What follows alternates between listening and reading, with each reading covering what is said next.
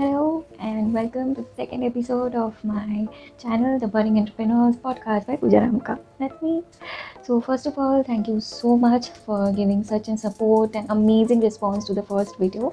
Though I would have continued with this channel and the idea and everything, but the response I got on my first video, the support I'm getting on the initiative, it's just amazing. It just motivated me a lot.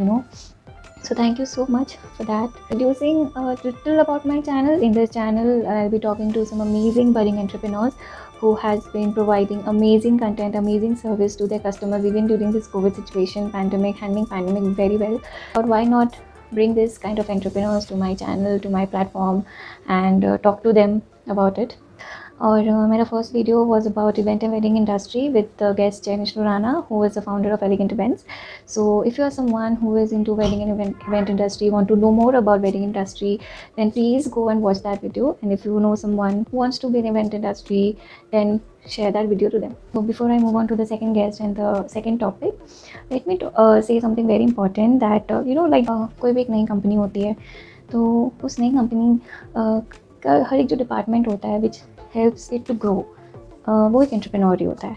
Be it एक entrepreneur for his new company, for her new company, is marketing agent, is PR team, is accountant, is implementer, is planner, is everything. Sometimes they're also the delivery person. So an entrepreneur is everything for their startup for the first few years. And the same thing is with my channel too. कोई particular PR team या marketing team नहीं है behind my channel to promote it, to come up with great new contents every day in different platforms to promote it and all. So to be honest, my real PR team is you, the viewers. Yes. So the whole idea जो मेरे channel का है कि मैं बड़े entrepreneur से बात करूँगी, तो इसको प्रमोट करना, मेरे चैनल को प्रमोट करना is all up to you. How much you like it, how much you share the videos, how much you make people subscribe to it, how much you subscribe to it. So it's all depends on that. So support me, support us, support the guest entrepreneurs, जो present guest entrepreneurs हैं, जो future के guest हैं, जो पास के guest रह चुके हैं. सो उन सबको एक बहुत अमेजिंग व्यूअर्स मिले, एक बहुत बड़ी ऑडियंस मिले, because these people they deserve to grow and you guys deserve to know about them. So I am a mediator. So like, share and subscribe. Thank you so much. So I'm very excited for today's episode because it is such unique thing, unique industry. Go and follow the Instagram page, with the link is given in the description, because it's Instagram and a lot more stories, lot more updates, lot more fun happens on Instagram. So just go and follow the page. The audio versions of all my episodes will be available on different podcast platforms. The links are given in my channel, or you can just head on to that platforms and type podcast by Pooja Ramka and you'll get the episodes. So enjoy, watch it, hear it, and let me know how you liked it. So let me begin the podcast. So who is my second guest? And if you have been following my Instagram, you would have known by now. So if not, then go, the link is given in the description. And why did I choose her? The first question that she asked me when I chose her as my next guest, she was like, तुम्हारा तो channel is all about entrepreneurs, then why me? So please watch this whole video, whole episode, and let her know that why she is the perfect choice for my second guest for this channel.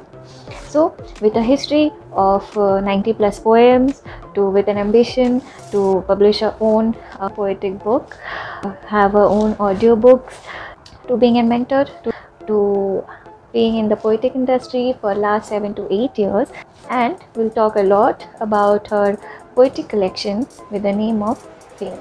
Let me introduce you to the poet Falguni Mehta. Let's begin. Okay, Swagatam. Welcome to my channel, Falguni ji. Thank you, it's my pleasure. Let's begin by knowing who is Falguni Mehta, your background, और क्या पढ़ाई की आपने, कहाँ से की, and everything. As of Falguni Mehta, so she's born and brought up in Kolkata. I belong to a Gujarati family. My grandparents were born and brought up in Gujarat. My father in Kolkata and my mom in Nagpur, Maharashtra. So I have different cultural backgrounds. We all are Gujarati, but a cultural background है हम लोग के घर पे. But what binds us all together is our love towards music. Like मेरे childhood से ही मेरे घर पे हम लोग ने full day music on रखने का एक system रखा था. I remember when I was 3 or 4 years old, मुझे सारे golden era के classical गाने आते थे. So my father and my mom both love music a lot. So and I believe कि कहीं ना कहीं आप सॉन्ग से रिलेट कर पाते हैं. The golden era songs if you have heard them, you must be knowing कि उसमें lyrics को बहुत importance दिया जाता था. And I think कि बस वो जो childhood में मैंने सुना है, maybe that has just transformed into new thoughts and came out as new poetries. So I give a small or big percentage of the credit to the music that I've heard from my childhood. And as for me, I have grown up in Kolkata and spent more than 16 years in Sri Shikshadan. My schooling and college both from the same place. So I give a big credit to my school teachers because writing poetry in English is what requires you to have a grip on the English language. So वो poetry के लिए important होता है. You know, you should know where you have to put a comma. ये सब चीज के लिए I am really thankful to the school teachers. Shikshadan has shaped me into who I am today. So it's been a beautiful journey out there. And Sri Shikshadan is a state board school. Was a state board school when we studied. Yes, right? When we studied. Let's have that ICSE and CBSE wala jhagda that iska English हुआ है, but we were from a state board school and the teachers were awesome. Yes, teachers were awesome. That's the main thing because it doesn't matter which state board है या ICSE या CBSE. It depends on the teachers, their teachings, and your grasping power. I think a बहुत important point है कि obviously there are writers and poets in different languages, but like you said, to write in English, there are many who want to write in English. Yeah, they might be writing in English, but उनको ये हिचक हो सकता है मन में कि I am not from that high level board या high level school या education अच्छी नहीं, तो मेरा grasp अच्छा नहीं है. So what you have to say about that कि क्या होता है इस चीज में, कितना मैटर करता है या क्या चीज है, क्या सोचना चाहिए उन लोगों को जो इस चीज से हिचकते हैं कि वो स्कूलिंग नहीं था, वो एजुकेशन नहीं था. मेरे ख्याल से तो आई थिंक पोएट्री या कोई भी writing skill, whether you write stories, novels, poetries, हर चीज में important, firstly important is the thought that you want to share with your readers. तो उसके लिए आप सिंपल लैंग्वेज में लिखो. It's not necessary that the readers should be from the एकदम upper class and you have to use those tough words जिसके लिए लोगों को डिक्शनरी लेके ढूंढना पड़ेंगे. No, try to make it as simple as possible because life is already complicated and we want to share the thoughts to make it simple. Look at the complicated things in simple ways. So why use those difficult words? Make it simple and उसके लिए आपका grammar हो, आपका जो भी English है या हिंदी में अगर vernaculars में भी there are writers, तो जरूरी नहीं है. हाँ, to some extent you have to have the good knowledge of words and language to at least be able to convey your own thoughts. Poetry में क्या होता है कि कोई म्यूजिक नहीं है, कोई बैकग्राउंड आर्ट, वो साउंड नहीं है, कोई गाना नहीं है. It's just words. It's the art of how you say it and it's words, right? So I think यहाँ पे वर्ड्स का बहुत इंपॉर्टेंस आता है. कि मैंने एक बार सुना था Javed Akhtar ji, he is a great lyricist and poet. We all know about him. मैंने उनके एक लेक्चर में सुना था दैट आज की जो जनरेशन है, was talking about us actually, जो आज की जनरेशन है ना, they don't want to talk much. हम लोग का क्या है, हम लोग टाइप करते हैं. We don't speak, we don't converse, we type. And this is where हम लोग का prediction आ जाता है. word prediction है, तुमको spelling भी याद नहीं रखना पड़ता है. You have to just use the right word. There are always short forms. How are you? HWRU. You know, like there are short cuts and short. Yeah. Shortcut to life and short forms in the language. तो वो आपने बचपन से वो सीखा ही नहीं कि अपने आप को कैसे एक्सप्रेस करना है. आपने बस टेक्स्ट किया है और वो भी point to point text messages. We need long conversations, the heart to heart conversations. मेरे अकॉर्डिंगली मेरे बहुत सारे पोएट्रीज में ये चीज मैंने बहुत बार लिखी है because this is what I think our generation needs. हम लोग बहुत बिजी है लाइफ में, no doubt. We are career oriented people, we have money to make, lifes to settle and a lot of things, but at the end of the day आपको heart to heart conversation का need होता ही है. You need it and for that you should have people in your life and secondly you should know how to express yourself. Most of the times Javed Akhtar ji, मैं वापस कहना चाहूंगी कि उन्होंने क्या कहा था कि अगर आप किसी से बात कर रहे हैं तो हम लोग की जनरेशन को आदत होती है हर सेंटेंस के बाद आधा सेंटेंस बोल के अरे you know what I mean, right? आधा सेंटेंस बोल के you know what I mean, यही बोलते हैं. तो अगर आपको खुद को नहीं पता what you mean, how do expect the other person to know what you mean? उतना मेहनत नहीं करना चाहते हैं बोल के, एनर्जी सेविंग मोड. कौन इतना बोले, कौन इतना करे, कौन इतना टाइप करे. सो वो लेथार्जिक के साथ हम लोग बॉर्न हुए हैं वो ना आराम. तो इसलिए वर्ड्स का इंपॉर्टेंस कम होता जा रहा है, वेयरएज वर्ड्स का इंपॉर्टेंस पहले भी था, आज भी है. हम लोग तक जो भी पुरानी जनरेशन से पहुंच रहा है वो कैसे पहुंच रहा है? आइदर वी रीड बुक्स, उसमें वर्ड्स आते हैं, either we listen to the stories और the tales which our parents and grandparents tell us, उसमें भी वर्ड्स आते हैं. सो इफ यू थिंक कैसे हम लोग अपना कनेक्शन कर पा रहे हैं लास्ट पिछले जनरेशन से, तो it is because of the words. और हम लोग ये चीज खुद नहीं कर रहे, तो how do we think we will be able to progress के लिए वर्ड्स का इम्पोर्टेंस है। कंटेंट क्रिएटर को या एक आर्टिस्टिक इंसान को हर एक चीज में आर्ट दिखता है। They get inspired with little things and छोटी छोटी चीजें होंगी, तुम उस पर लिख रही हो या उससे इंस्पायर होकर लिख रही हो, तो लोग वो डेली बेसिस पे कनेक्ट कर पाते हैं।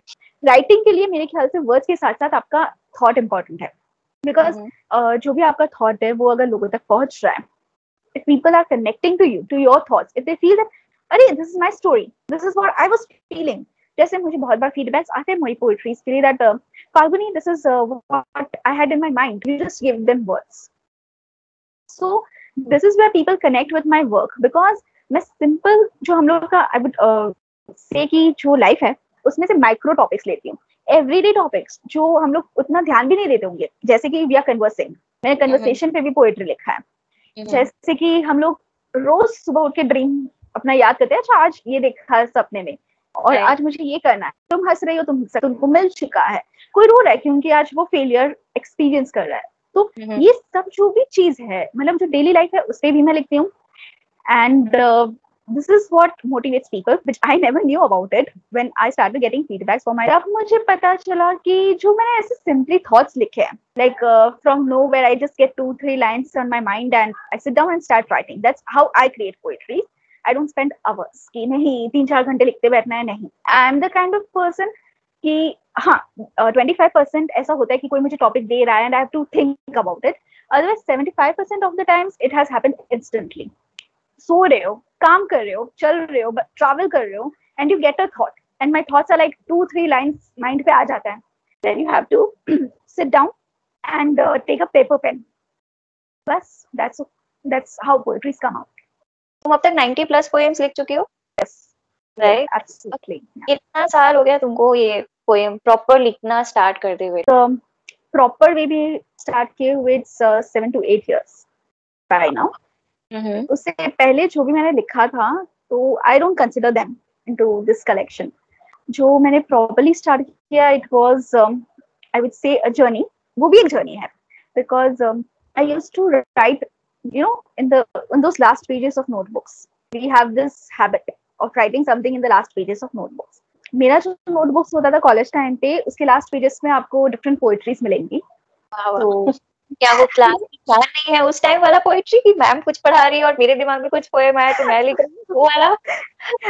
नहीं, because I was an obedient student, मैं डिसिप्लिन टाइप की थी, टीचर्स को पूरा सुनती थी, टीचर्स को पूरा सुनना है, एंड ब्रेक टाइम है या फिर when the teacher is absent, तो उस टाइम पे मैंने जैसे कहा कि थॉट्स मुझे कभी भी आते हैं। थॉट्स को नहीं पता कि क्लास चल रहा है, आप ट्रैवल कर रहे हो या आप सो रहे हो, थॉट्स अपने आप आ जाते हैं। तो whenever thoughts used to pop up in my mind, I used to just note down those 2-3 sentences, उसके बाद उसको एलैबोरेट करने का काम बाद में होता था।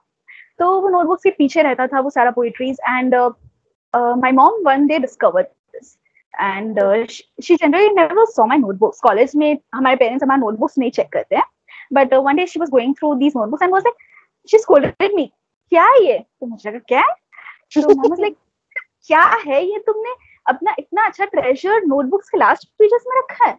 आई वाज लाइक बहुत मम्मा ऐसे ही, वो तो हम जैसे आपने कहा कि हम जो है वो अपने थॉट्स को ऐसे ही बोल देते कि हम तो ऐसे ही लिखते हैं, तो ऐसे मन में आ गया था, तो आई जस्ट रोट। तो मॉम वाज लाइक नहीं, दीज थिंग्स आर नॉट ऐसे ही आया हुआ बात, these are treasures and you need to treasure them. तो अभी के अभी एक डायरी लो और जितना भी नोटबुक्स में जितना पोएट्री है just note them down. So that's how I began my diary writing. जब मैंने एक साथ मैंने लिखा हुआ पोएट्रीज कलेक्ट किया, तो दे वर ऑलमोस्ट 15 to 16 पोएट्रीज जो मैंने अपने कॉलेज डेज में लिखे थे, and like a thought. Random thoughts. तो वो मुझे खुद on as a writer, as a poet, मुझे वो बहुत basic poetries लगती है, because as I have spent these years, I have also grown.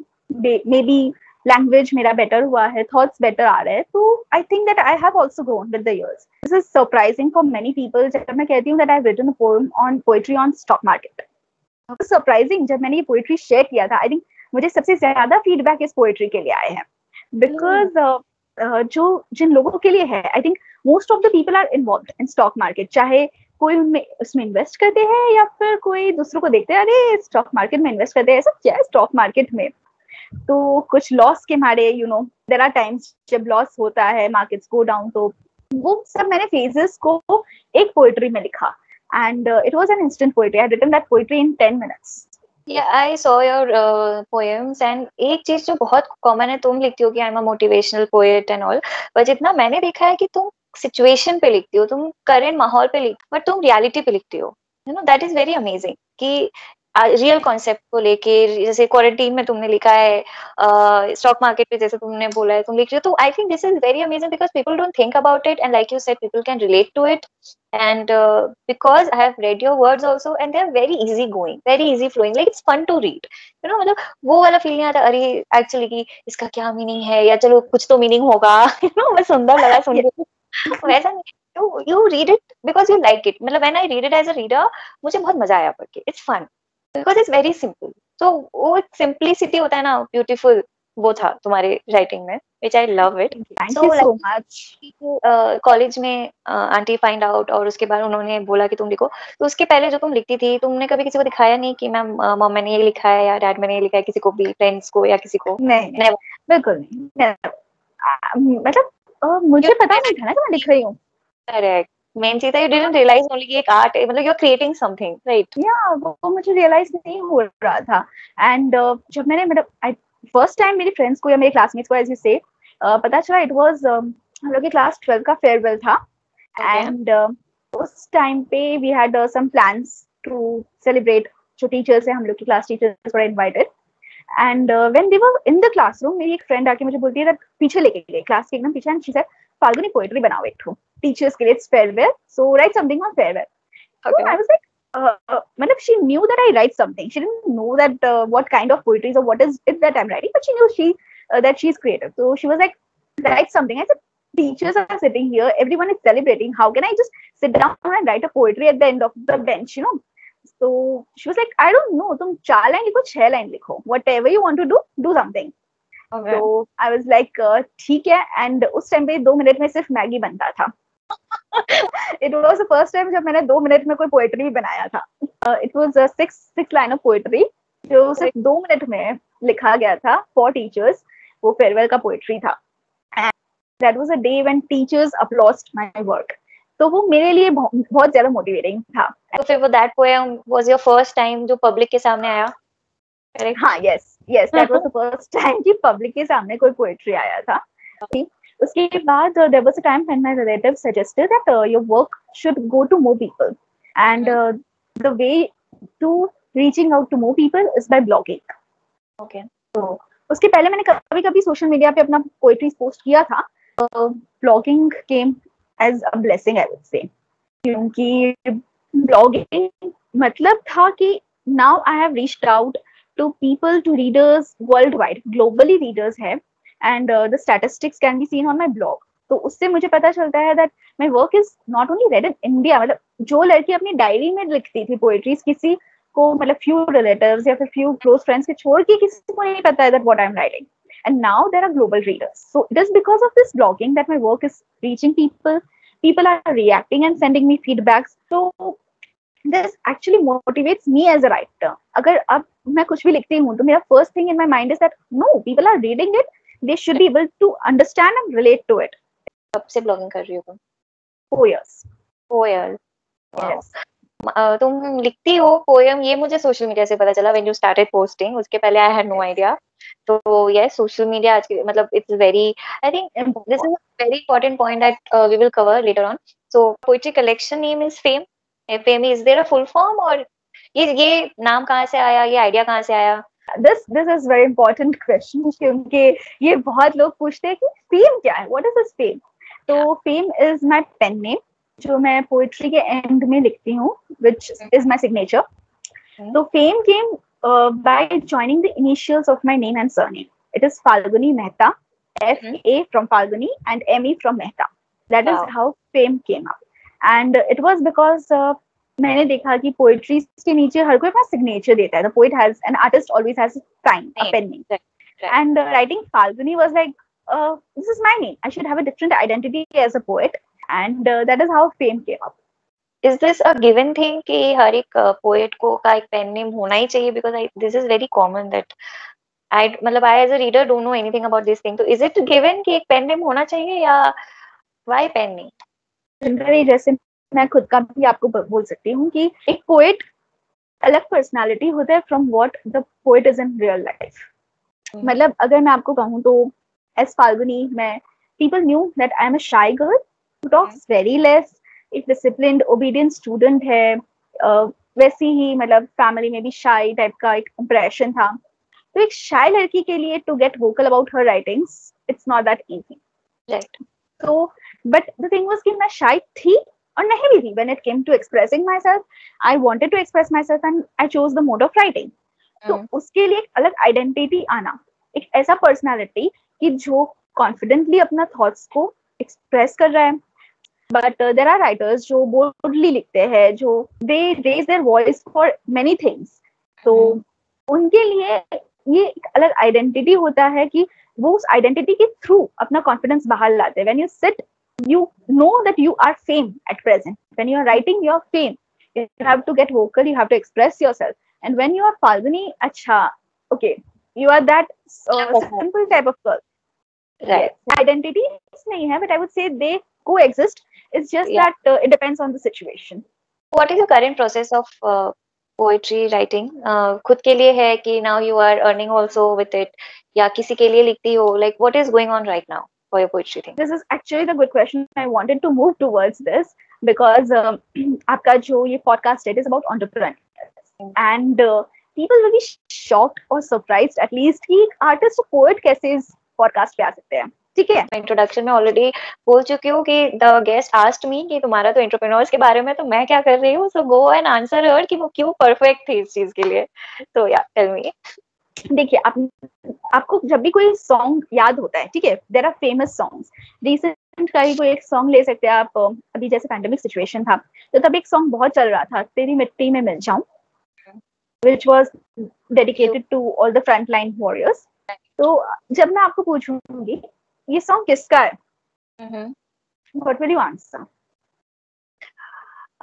अगर अचानक से बिजी लाइफ में पूछोगे तो अक्षय कुमार याद आएगा. सिंगर का नाम पता नहीं, लिरिसिस्ट का तो बिल्कुल भी नाम पता नहीं. रियलिटी है. Absolutely, absolutely. और जो इससे अच्छे से सुनते हैं उनको पता होगा कि इनके सिंगर का नाम भी क्या है, ठीक है. बट हर गाने को हम दो जन से रिलेट करते हैं. एक the one who has performed it on screen, और एक जिनका वोकल्स हम सुनते हैं एवरीडे लाइफ में. We relate to the song. But do you know that the song comes from the basic writer? It is first written, then the music is given, or maybe vice versa, but the first stage is writing the song. And her artist अपना contribution देता है. Writer, lyricist जो है वो अपना contribute करते हैं, music director contribute करते हैं, vocalist, singers अपना contribution देते हैं, then the actor performs, the choreographers जो dance होते हैं तो there are choreographers too. तो हर एक आर्ट फॉर्म ने इसमें अपना कॉम्बो कुछ ना कुछ दिया है इस सॉन्ग को. But we only think about what we C.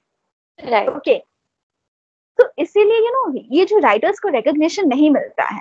There are many songs which have come up from the poetries. The poetries are converted and sung as song. We don't remember the name of the poets or the lyricist. ये जो recognition है ना, बस इस recognition के लिए I'm working. मैं इसलिए यहाँ पे आज हूँ because I want to talk about it. If you don't recognize a writer's work, you don't pay them. You know, when जो भी काम करा लो आप किसी से भी, तो आपको वो काम दिखता है. लोगों को जो काम दिखता है, people want to pay for it. ठीक है, पेंटिंग के लिए भी people will pay because they see that this work is created, it looks beautiful. Still there are people जो समझ नहीं पाते कि इस पेंटिंग के लिए लाखों रुपए क्यों दिए जा रहे हैं. So this is what if people need to recognize an artist, only then the thing about remuneration comes up. If there is no recognition, there is no remuneration. And that's why people like us who are writing have to go for other option of earnings. हम लोग क्या करते हैं, जैसे for me, मैंने जब ये लिखना स्टार्ट किया था उससे पहले I was studying for chartered accountancy. Okay. And मैंने वही किया, but I wanted to follow my passion and my parents recognized it. They were like, okay, do whatever you love. You don't have to opt for CA. तुम पूरा दिन पढ़ोगी, कुछ नया writing आएगा नहीं. So I started writing and I dropped off from CA. But of course, अगर आप किसी को भी मतलब कोई आपसे पूछे what do you do?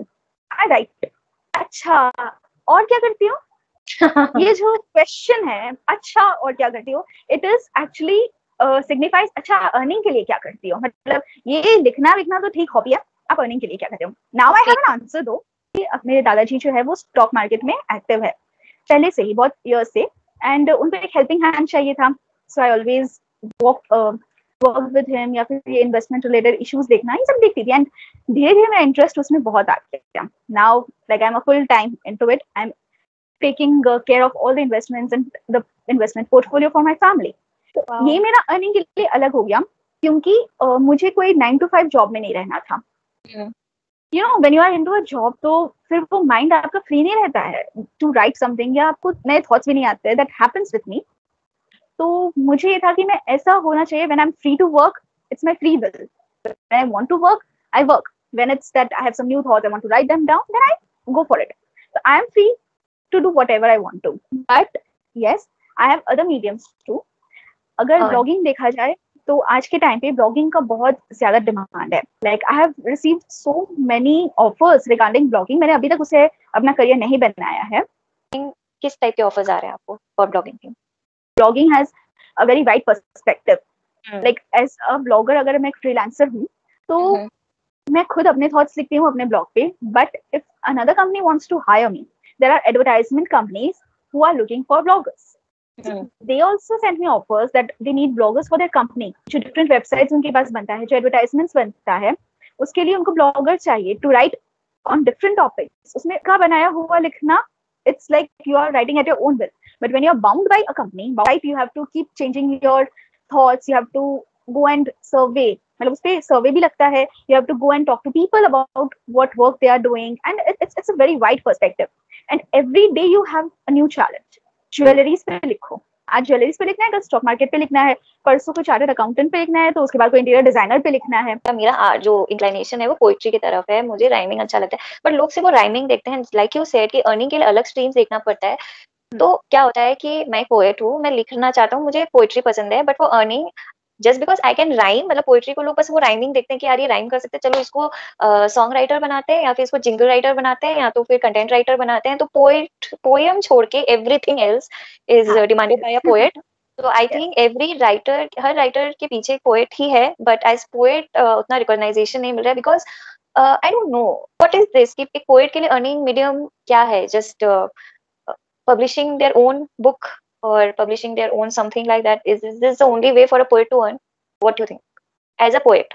Poet जो current situation है, I think the only way is either writing the poetries and publishing them, because we have new ways. You have Amazon Kindle जहाँ पे आप खुद का वर्क पब्लिश कर सकते हैं. You can go for the traditional books also, the traditional way of publishing.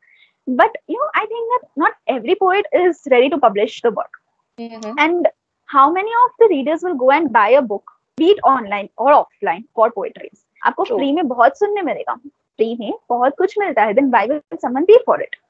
तो जब तक, as I said, remuneration तब मिलेगा जब आपको recognition मिलेगा. Poets का importance तब होगा जब लोग समझ पाएंगे that every writer is a poet.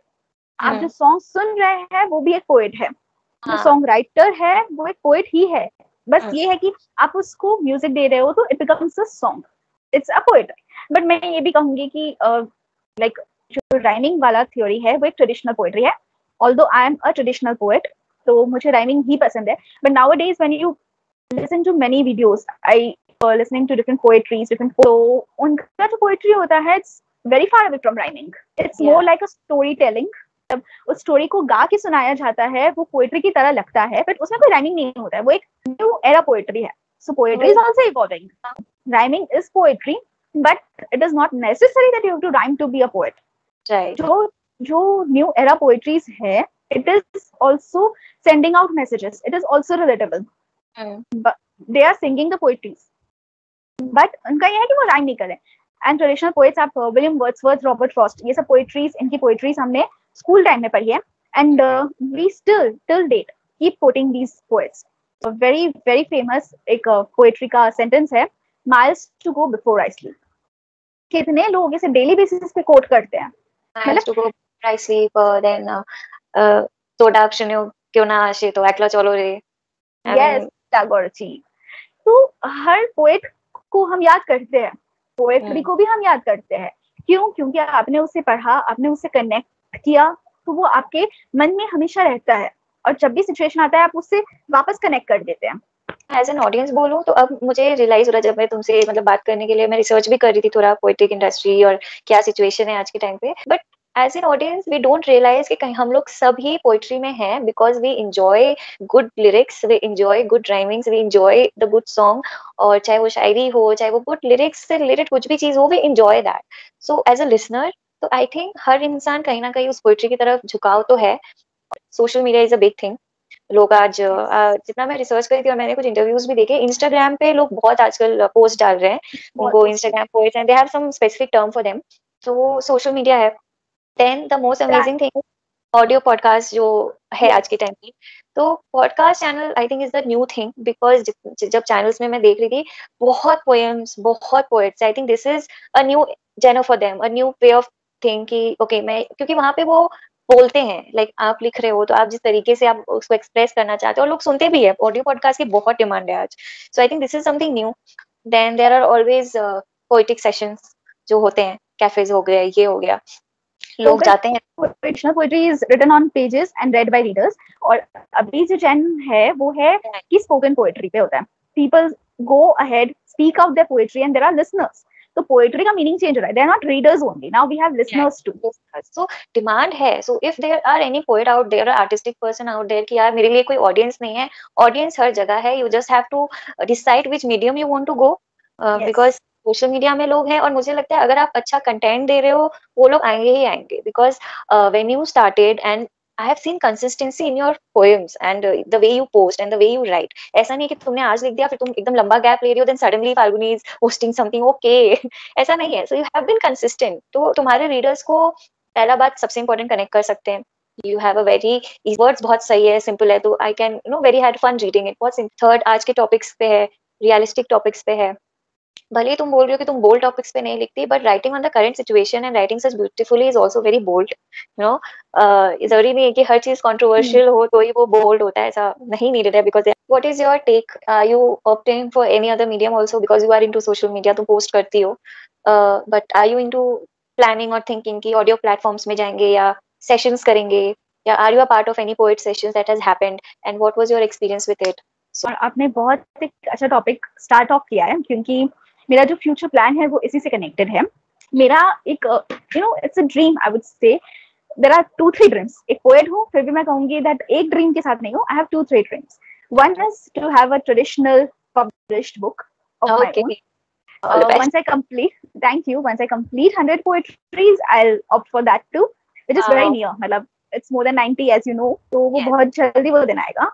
And वो मेरे रीडर्स का डिमांड है, बिकॉज मुझे लगता था कि who is going to read my poetries, who is going to buy the books. Yeah, this is the ये है सबके दिमाग में.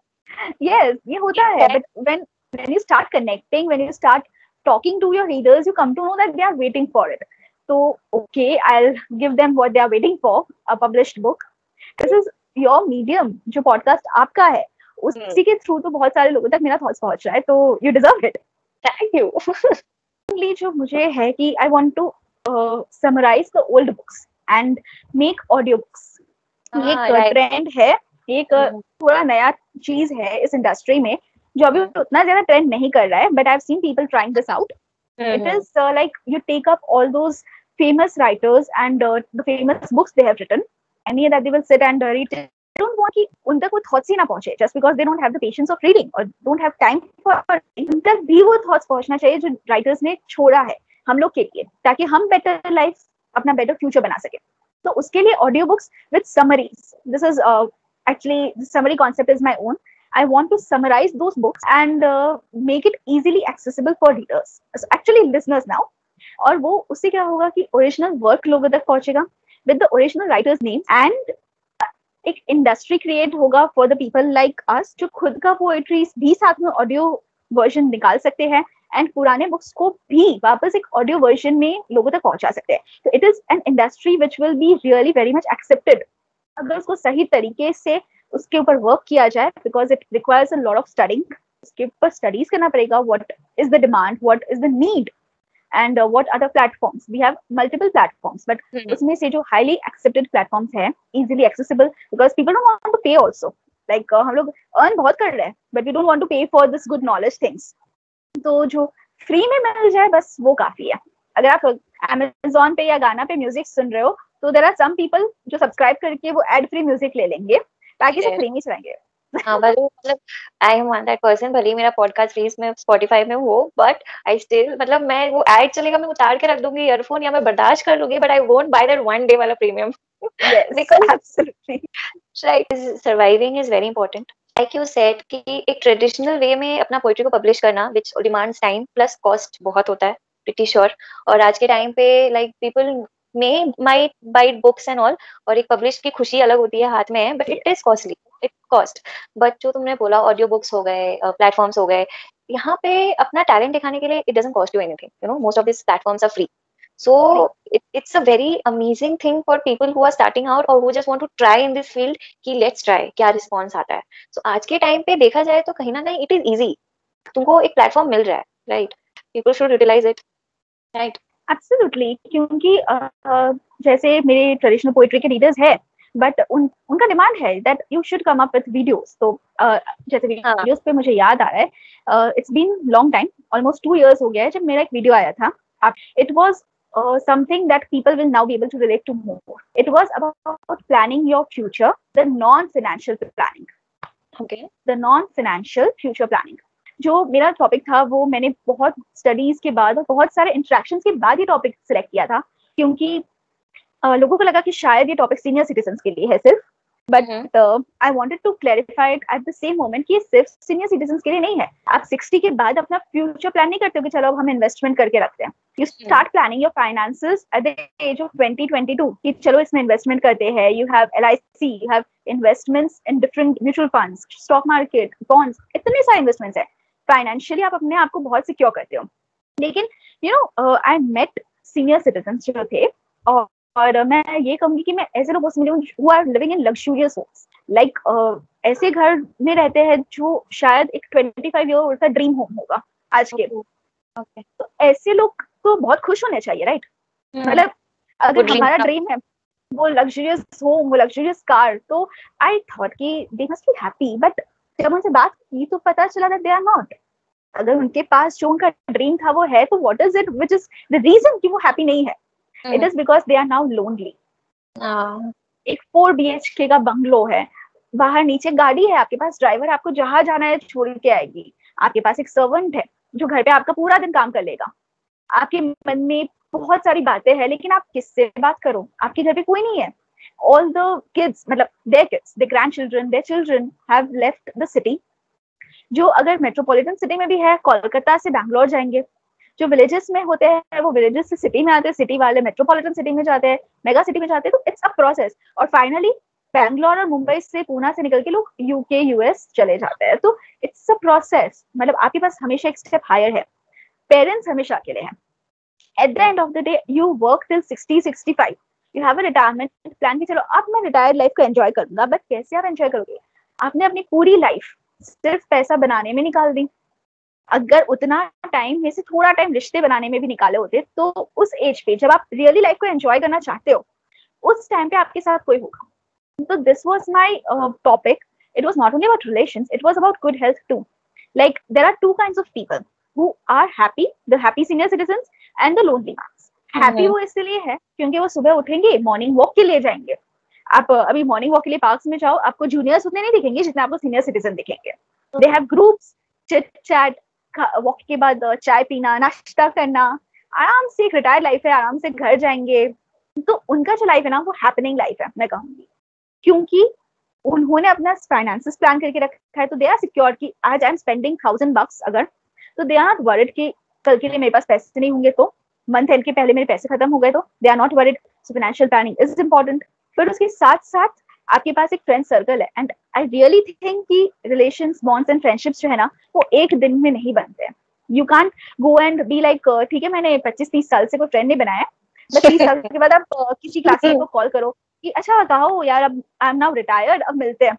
डू यू थिंक दैट वो बॉन्ड हो पाएगा कि आप 30 साल 40 साल के बाद किसी को बोलेंगे अब मैं फ्री हूँ, अब हम मिलते हैं? That's not possible. You have to nurture the bond. You have to nurture that relation from time to time.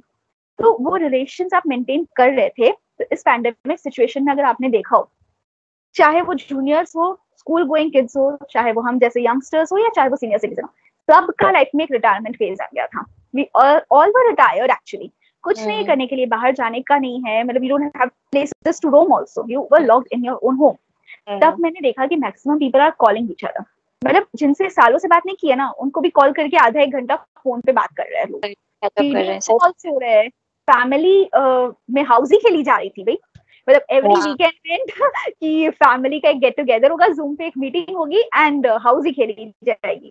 तो ये सब जो हुआ, ये कब हो पाया? ये जो पैंडेमिक का सिचुएशन था ना, आई थिंक जिनके पास ये रिलेटिव्स थे, ये फ्रेंड्स थे, उन्होंने इस सिचुएशन को एंजॉय किया है. They were at home, they were being safe and still they were enjoying. And मैंने ऐसे भी लोग देखे जो पैंडेमिक में मतलब इतने फ्रस्ट्रेटेड हो चुके थे कि मैं क्या करूं, मेरे पास कोई बात करने के लिए नहीं है, कहीं जा नहीं सकता, कुछ है नहीं करने के लिए. तो इन लोगों के लिए एक खास चीज है कि भाई this is the time when you need to plan your future. Financially के साथ साथ नॉन फाइनेंशियल प्लानिंग भी जरूरी है. अपनी हेल्थ पे भी कॉन्सेंट्रेट करना है. 12 आवर्स जो वर्किंग आवर्स होते हैं, उसके बाद आपका कोई पर्सनल लाइफ ही नहीं होता है. मतलब आई have seen people, they will go for work at 8, आएंगे 8-9 बजे, डिनर करो, थोड़ा बिंज वॉचिंग कर लो, सो जाओ. मतलब एक रूटीन लाइफ है. हेल्थ पे ध्यान नहीं देंगे तो जब आपके पास पैसे भी होंगे, फ्रेंड्स भी होंगे, लेकिन अगर आप घर के बाहर ही नहीं जा सकते हो भाई, तो कैसे एंजॉय करोगे लाइफ को? तो मतलब सब जरूरी है. पेशेंस से बोलते हैं, बट ये चीजें चेंज नहीं हुई हैं. पहले के टाइम पे लोग काम करते थे, आते थे, खाते थे, पीते थे और टीवी ऑन करके थोड़ा बहुत टीवी देखते थे और सो जाते थे. फैमिली के साथ कोई कनेक्शन नहीं, कुछ नहीं. और आज वो टीवी चेंज होके बिंज वॉचिंग हो गया है. बिंज वॉच कर रहे हैं और they are the no call zone कि कॉल मत करो यार. But yes, pandemic did there are a lot of things, lot of time that people got to spend with their family, चाहे वो earning people हो या बाहर रहते हो. So yes, I mean the way you spoke यार, तुम live session किया करो. I'll be the first one to join because you speak so well. I mean उसी में इतना मजा आ रहा था मुझे सुन के. ये thoughts ही नहीं आ रहे. क्या होता है generally when you converse ना, you once we are talking we get another point in your mind कि चलो next इस पे बात करते हैं. I'm just lost what you are saying because you are saying it so beautiful. I know what you are talking about. I know what will come next. But the way you are saying is very beautiful. So keep doing this live sessions और ये video वाला चीज करो जो तुम्हारी friends या कोई recommend कर रहे हैं because it's needed. ये वीडियोस ऑलरेडी मेरे YouTube चैनल पे है जो मैंने नॉन फाइनेंशियल फ्यूचर प्लान पे बोला. एंड यू वोंट बिलीव, मतलब इसके बाद मुझे जिनसे मैं एक्सपेक्ट भी नहीं करती, मतलब मैं जिनको जानती नहीं हूँ, उनके मैसेजेस आ रहे, उनके कॉल्स आ रहे थे कि this is really helpful Falguni. मतलब ऐसे लोगों ने भी किया कि जो एक लेवल पे सेलिब्रिटी माने जाते हैं, वो आर ऑलरेडी सेलिब्रिटीज, उनके मैसेजेस भी आ रहे थे दैट नो, मतलब what you spoke was really much needed. तो ये मेरा था कि अगर कोई कनेक्ट कर रहा है और अगर 1% people are understanding what I am trying to say, it is worth it. And as you said कि स्पीकिंग पे तो जो मेरे फ्रेंड्स रेकमेंड कर रहे हैं, they want spoken poetries, videos on spoken poetries. तो आई एम थिंकिंग कि मैं प्लान कर रही हूँ कि मैं इस पे भी वर्क करूँ. My poetries are generally what I think is they are good for reading. तो स्पोकन पोएट्रीज के लिए अलग टाइप की पोएट्रीज होनी चाहिए. तो वैसी पोएट्रीज अगर मैं कोई लिखूंगी तो I obviously try and come up for spoken poetry videos. मैंने स्पोकन पोएट्री भी की है.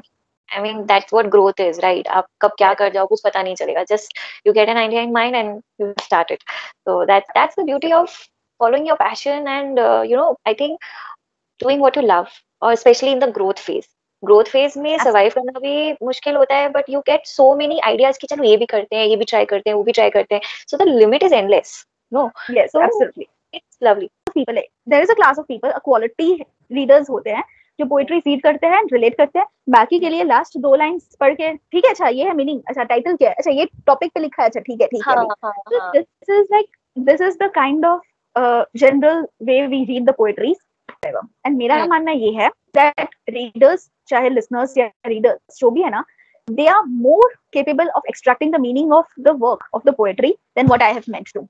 Simple words में अगर कहूँ तो मैंने एक ही एंगल से लिखा हो कोई poetry, but there are different readers जो उसे अपने मीनिंग अपने डिफरेंट वेज में एक्सट्रैक्ट कर रहे हैं, उसका मीनिंग समझ रहे हैं और उसे अपने लाइफ में एक्चुअली इन्वॉल्व कर रहे हैं. फॉर एग्जाम्पल आई वुड से कि मुझे एक बार फीडबैक आया था, मतलब that the reader got to meet me, the one whose poetries the reader had been reading, and I got many suggestions कि इस टॉपिक पे लिखिए, इस टॉपिक पे लिखिए. तो मैंने लिखा था, बट मेन थिंग वाज कि उनके लाइफ में एक ऐसा फेज आया when the person wanted to give up on something which was really an important part of the life.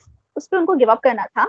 The reader जो थे उन्होंने मेरी पोइट्री से, पुरानी पोइट्री से, नॉट द न्यू वंस, वो इतने मोटिवेट हो गए कि वो जो काम गिव अप करने वाले थे वो उन्होंने ज्यादा स्पीड में कंप्लीट किया just by reading my poetries every day. और ये उन्होंने मुझे काम कंप्लीट होने के बाद बताया that it was with your poetries that I got motivated every day to complete my work and not give up. कि नहीं मतलब अगर तुमको कहीं डाउट भी हो रहा होगा कि पता नहीं यार मेरा रीच कर रहा है कि नहीं कर रहा है, तो but this one feedback motivates a lot, you know, even one वही होता है ना कि exactly. मना कर रही है कोई एक जन भी बोल देना कि नहीं, you are doing amazing job, you in my, this is the reason I wanted you in my channel ना, बिकॉज आई नो समवन जो इस फील्ड में है, तो मैं डायरेक्टली तुमसे बात कर सकती हूँ, मैं रीड करती हूँ तुम्हारी चीजें, but there are many people जिनके लिए this industry is very like okay poet है बस, और कुछ नहीं पता इस इंडस्ट्री के बारे में, बहुत जन को कुछ भी नहीं पता है आई थिंक।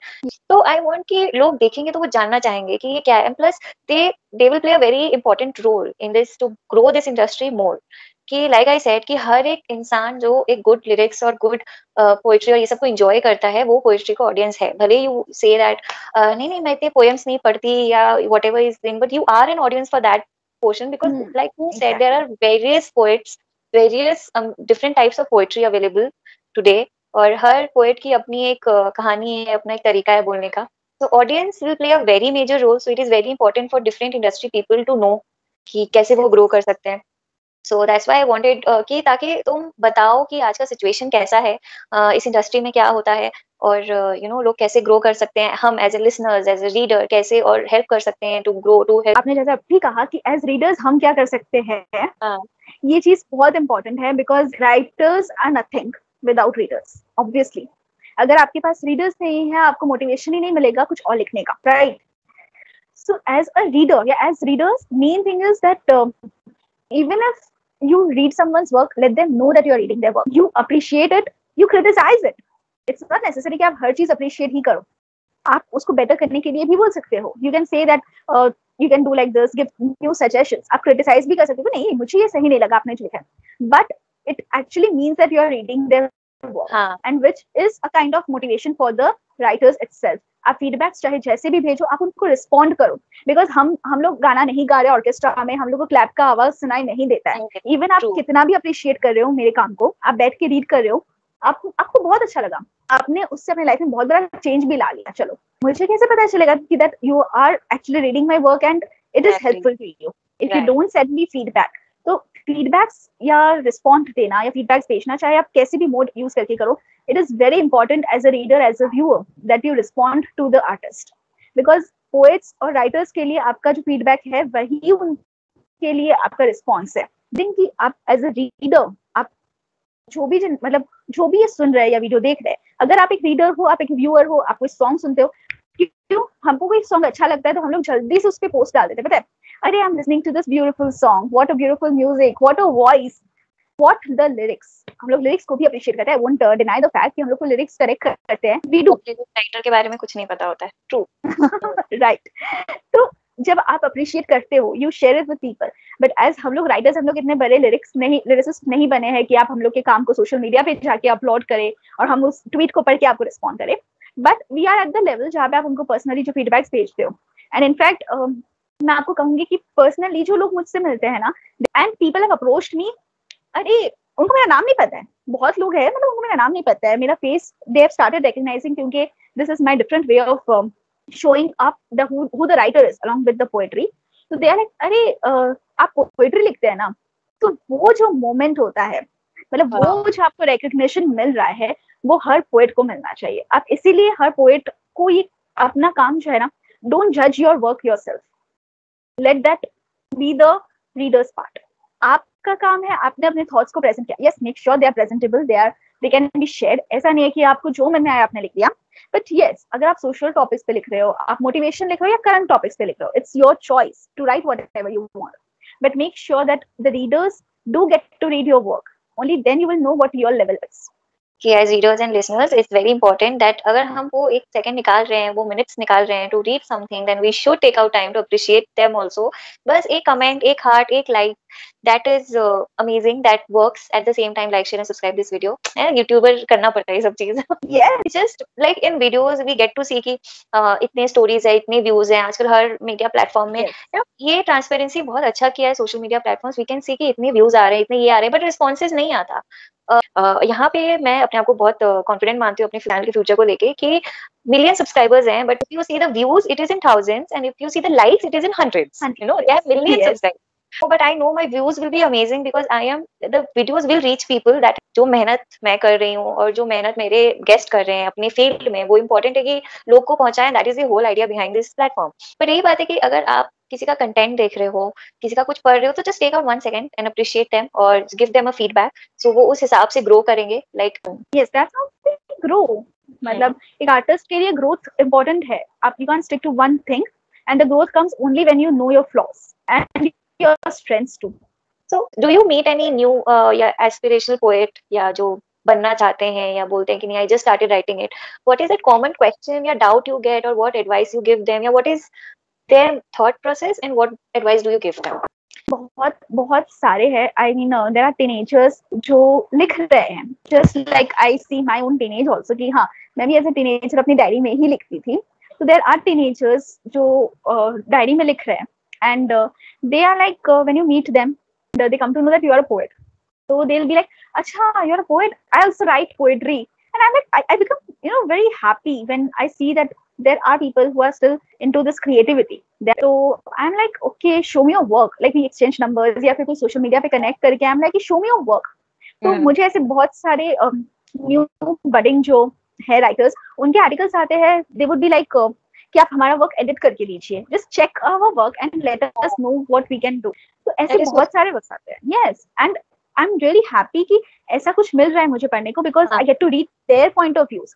ऑनेस्टली अगर मैं देखूं तो मैं जितनी ओपन नहीं हूं about talking on different things, there are teenagers, there are younger people then them जो ऐसे टॉपिक्स पे लिख देते हैं कि आपको एक बार पढ़ के लगे कि अच्छा ये शेयर कर भी सकते हैं कहीं पे. Inspire you, they inspire you, जो वो आपके पास आ रहे हैं, correct them to guide them, but at the same time they are inspiring you as well. And I think this is great thing that you are doing कि तुम इन new लोगों को मतलब गाइड कर रही हो, because I think this is very much required. अब क्योंकि देखिए अगर मैं कहूँ तो मैं जिस स्टेज पे हूँ, अगर फैमिली सपोर्ट नहीं होता तो मैं आज सीए होती, मे बी वो भी पता नहीं होती या नहीं, बट मैं एक सीए होती एंड आप मेरा इंटरव्यू नहीं ले रहे होते. क्योंकि तुम वोकल नहीं रहती, जो आई थिंक आज का रियलिटी है, और जो कई लोगों की रियलिटी है कि वो बनना चाहते थे poet, but due to peer pressure, due to financial pressure, due to some pressure, they had to work for वो 9 to 5 थिंग की कुछ और इनकम स्ट्रीम में. But one thing is for sure, अगर आप 9 to 5 जॉब पे भी हो तो I would really recommend one thing कि work life doesn't mean that you forget your own self, because creativity जो है वो गॉड गिफ्टेड होता है. And if God has chosen you, it means the God has chosen you to show up light in different lives. It is with your creative work that you will show up light in the lives of different people. अगर आप खुद की life में इतने involve हो, no problem. Weekends आता है, holidays होते हैं, सिर्फ एक फ्रेश मॉर्निंग में स्टार्ट करो, थॉट्स अपने आप आएगा. बिकॉज जो रेगुलरली भी लिखते हैं उनके लाइफ में भी राइटर्स ब्लॉक एक फेज होता है जब हम लोग को कोई न्यू आइडियाज नहीं आते हैं, न्यू थॉट्स नहीं आते. समटाइम्स इट बिकम्स फ्रस्ट्रेटिंग कि इतने टाइम से कोई न्यू थॉट क्यों नहीं आ रहा है. But that's not the end. वो फुल स्टॉप नहीं होता है, वो बस एक कॉमा है लाइफ में. उस फेज से आगे बढ़ो तो आपको एक फ्रेश स्टार्ट मिलेगा. एंड यू नेवर नो कि आपका कौन सा स्टार्ट जो है, कौन सा फ्रेश स्टार्ट आपका लाइफ चेंज कर सकता है, और मे बी किसी और का लाइफ चेंज कर सकता है. तो never ever hide your creativity behind those job and monetary possessions. Just go for it. आपको उसमें अर्निंग नहीं भी करना है. Don't have to. अपने पैशन को फॉलो करते रहो तो you will feel lively. You will feel that you're breathing, you're doing something for your own soul. And this is what I truly believe in, कि मैं लाइफ में चाहे जो भी करूं, वापस अगर पेन उठाऊं तो I should be able to write 2 lines at least. वो मैं अपने आप में कैपेबिलिटी रखना चाहती हूँ. It is the belief. अगर आपको खुद पे बिलीफ होना चाहिए, उस क्रिएटिविटी पे होना चाहिए, एंड मोस्ट इम्पोर्टेंटली आपकी फैमिली का सपोर्ट होना चाहिए. Who's your favorite writer, author, पुराने टाइम के या करंट भी अगर बात करें तो who is your favorite and what is your favorite piece of line? Or you know that content that you like it? Yes, honestly मैं because I'm an old school person, मुझे वही स्कूल की poetries और poets में बहुत ज्यादा inspiring लगा था. चाहे वो मैं विलियम वर्ड्सवर्थ बोलूं, Robert Frost, yeah, Mary Stevenson. Actually, in the current times, if you see, Rupi Kaur is a poetess who is from our generation. ये नहीं, हम लोग की generation की है. She's very vocal, and main thing is that she has published her own book, got recognition. Now she goes up for the spoken poetries. उनके खुद के concert, जैसे singers के concerts होते हैं. ये as a poet है जिनके इतने सारे listeners हैं that people pay to listen to her poetries. Wow. तो वो एक इंस्पायरिंग है कि आपने जो लिखा है वो जो लोग पढ़ चुके हैं, फिर भी वो आपको सुनने आ रहे हैं. तो वो आपके व्यूज, आपके वोकल्स, जो आपका टोन है, आपका एक्सप्रेशन है, उसका भी इम्पोर्टेंस है जो उन्होंने बताया है. And she has a bold voice in the sense in her words. तो राइटर्स का वॉइस उनका वर्ड्स होता है, तो they are very very powerful. And as for my favourite line, I would say Mary Stevenson का एक poetry है, Footprints in the Sand. Actually a very famous poetry जो हम लोग ने सबने अपने चाइल्डहुड में कभी ना कभी पढ़ा होगा, बट वो मेरे लिए बहुत इंस्पायरिंग इसलिए है क्योंकि उसमें बताया है that how in a very simple way that even मेरे लाइफ में मैंने 2 footprints देखे. I've seen 2 footprints throughout my life, and one is mine and the other one is of Almighty's. Like he, Almighty has always been with me, but then at the end of my life when I looked back and I saw कि जो difficult times था, doomy times था मेरे life का, तब वहाँ भी सिर्फ एक ही footprint है. There's a doubt, Okay. which is cleared by Almighty, where he says that जो भी difficult situation है आपके life में, remember my child, I don't leave you. It's me who was carrying you. It is the depth of the poetry which is actually very inspiring. कि जब भी मेरे life में कोई ऐसा situation होता है, when I feel कि कौन साथ देगा मेरा, या अब क्या होने वाला है, या what will happen, am I alone, तो उस situation में वो poetry है जो मुझे motivate करता है. No, I have faith, and in fact I do have written many poetries on faith, क्योंकि I believe in Almighty. Faith ही है which sails you ashore. और ये जो है, ये motivation मुझे उनकी poetry से मिला है, Footprints in the Sand by Mary Stevenson. It is my favorite. वो in family तो बहुत support मिला है to build your creativity, but maybe in your family or friends or relatives कभी ये doubt आया तुम्हारी तरफ कि इसमें क्या future है फाल्गुनी, इसमें future नहीं है, अपना कुछ और करो, इस टाइप का कोई negativity आया तुम्हारी तरफ? आता है undoubtedly. हाँ, वो एक डाउट होता है सबके माइंड में कि मैंने बिगनिंग में भी कहा था that people will ask what is the other thing that you do. लिखते हो, ठीक है, और क्या करते हो, what is the other thing for earning और व्हाट. तो ये डाउट रहता है हर किसी को, because we don't show up the money that we are earning, because आपको ज्यादा देखने नहीं मिलेगा कि जॉब के एंड में एक सैलरी आता है, मंथ एंड में सैलरी आता है. इसमें ऐसा कुछ नहीं है कि आपने एक पोएट्री लिखा, सैलरी मिल गया आपको. Yes, if you are writing as a publisher, as the one who gets published, या फिर कोई मंथली या वीकली मैगजीन्स में आप अपना वर्क दो, यू डू गेट अर्निंग्स. तो ऐसा नहीं है कि उसमें अर्निंग्स नहीं है. अगर आप पोएट्री को अपने ब्लॉग्स पे लिखते हो and the blog is getting published, the blog is actually a kind of publishing only and it reaches to more people, you do get earnings. ऐसा नहीं कि इसमें अर्निंग्स नहीं है. आप स्पोकन पोएट्री भी बोलो तो भी उसमें अर्निंग्स है. अर्निंग्स हर जगह है, बट ये आपको पता होना चाहिए कि आपके लिए कितना इनफ है. विथ इट, मैंने जैसे कहा कि जैसे ही रिकग्निशन मिलेगा इस काम को, रेम्यूनरेशन अपने आप मिलेगा.